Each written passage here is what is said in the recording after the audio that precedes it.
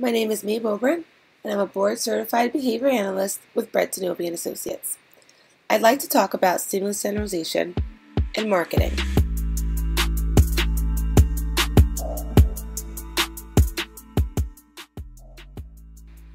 Stimulus generalization is the tendency for the conditioned stimulus to evoke similar responses after the response has been evoked. For example, if you're afraid of one type of snake, you may exhibit fear for other or all types of snakes, or either things that look like snakes, like a garden hose that might be in the grass. The most classic example of stimulus generalization is the Little Albert experiment, where the researchers conditioned a little boy to fear a white rat. What the researchers observed was that the boy experienced stimulus generalization by also being afraid of other similar stimuli, like a dog, a rabbit, a fur coat, Santa's white beard, and even one of the experimenters' white hair. So in other words, stimulus generalization is a similar stimuli trigger that will evoke a similar response. In other words, stimulus generalization means a similar stimuli trigger will evoke similar responses. So how similar do these stimuli need to be? So when a particular brand uses the same packaging design for most of its products. So BDA, yes. It's on every slide. Who is this guy? Pillsbury Doughboy. Right, everyone just knows who that is, right? You shaking your head, I thought that wasn't his name. I was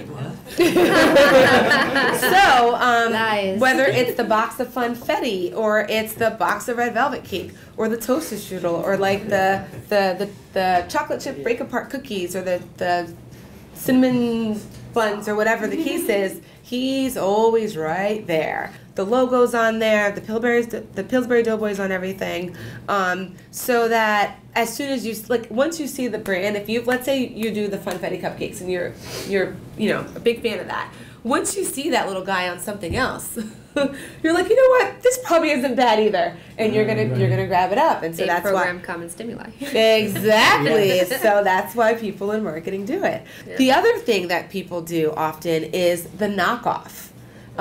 So when a competing brand uses a similar packaging design of an already established brand for its own product, so that us, the consumers, will confuse the knockoff, which is advertised. This is kind of like what a knockoff would be. So the intention is that consumers confuse the knockoff with the original product they've seen advertised. So it's kind of like a trick to get you to buy what their product is.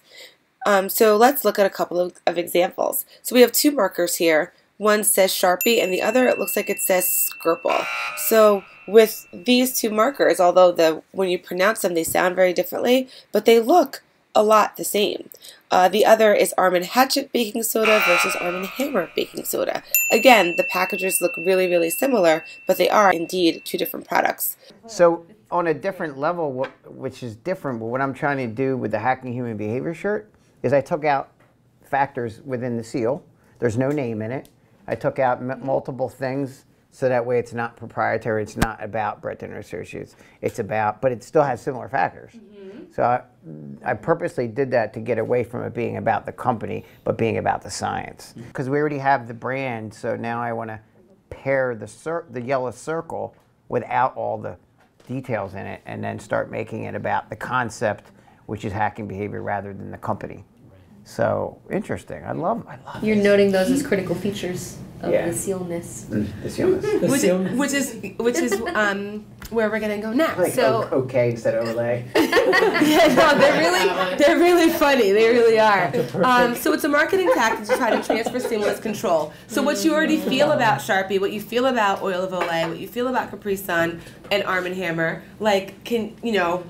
can they get the consumers to transfer that same stimulus control to their knockoff brands because they want to make some money? So in other words, get more people to buy products because it's almost like a well-established brand. Without Dr. Pepper being here, you guys all were like, no, they're trying to be Dr. Pepper. Right. So how did you guys know that? So I want to kind of tie it in a little bit. The color. What are the critical? Color. Okay, there I got the color. What else?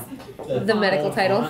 Ah, yeah, the bold font. I think there's a lot of variability in the color and the proportions of the can that are red. Yeah, like I think the color schemes are similar. Like there's like red, white, kind of blues, kind of silvers, but like the the proportions, I would agree with that. I think something that you hit on earlier that's really, really important to this conversation is that generalization and discrimination are two sides of the same coin. Mm-hmm. So we're seeing all of these cans together, so it helps us to generalize. These are all Dr. Pepper, but typically there's some kind of line or some kind of gradient in where you're gonna stop saying this is Dr. Pepper, Yes. and you're gonna generalize to a point, and then you're gonna discriminate.